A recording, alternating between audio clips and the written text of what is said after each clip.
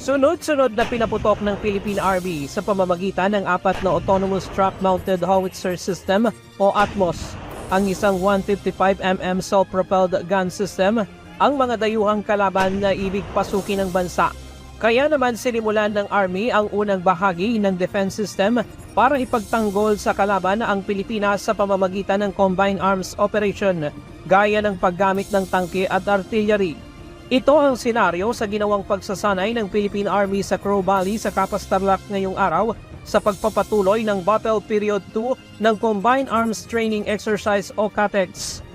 Ito yung tinatawag nating Combined Arms Operation na bumubuo ng iba't ibang mga capability gaya ng maneuver system, mga artillery, mga tangke, mga aerial system.